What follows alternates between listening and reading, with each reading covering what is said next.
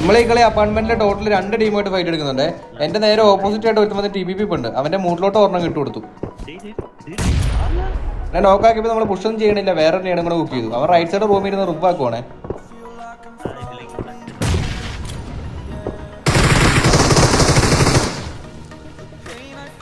ഈ ഗ്രനേഡൊന്ന് പണിപാടി പോയി, ആരെയും കിട്ടിയില്ല. ഇതിന്റെ നേടാന്ന് ഓർത്ത് വലിച്ച് സ്മോക്കാ. ഇനി നമുക്ക് വേറൊരു വഴിയില്ല, നേരെ പുറത്തേക്ക് ഇറങ്ങി അടിക്കാന്നല്ലാണ്ട്.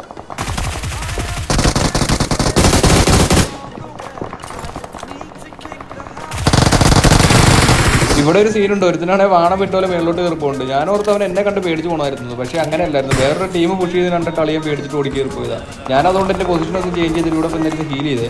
നമ്മൾ ബൂസ്റ്റപ്പ് ഒക്കെ ആക്കി കഴിഞ്ഞപ്പോൾ നേരെ ഓപ്പോസിറ്റ് സൈഡിൽ പാനിക് റൂമിൽ എടുത്ത് വന്ന് കുനിഞ്ഞിരിപ്പുണ്ടേ. അവൻ്റെ വിചാരം അവനെ ആരും കണ്ടിട്ടില്ലെന്നാണ്. ഇവനെ ഞാൻ ഏഴിൽ നോക്കട്ടപ്പോൾ തന്നെ ഞാൻ യോമ്പിക്ക് കയറി ഫിനിഷ് ചെയ്തു കേട്ടോ.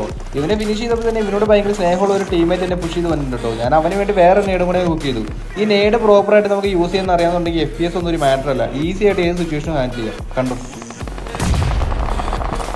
അവൻ്റെ തലമണ്ടയ്ക്ക് തന്നെ നേരിട്ട് കൊടുത്തിട്ടുണ്ട്. അപ്പോൾ നിങ്ങൾക്ക് എൻ്റെ ഗെയിം പ്ലേ ഇഷ്ടപ്പെട്ടിട്ടുണ്ടെങ്കിൽ നമ്മുടെ ചാനലും സബ് ചെയ്യുക ഗൈസ്. നെക്സ്റ്റ് വീഡിയോ കാണാം. Bye bye.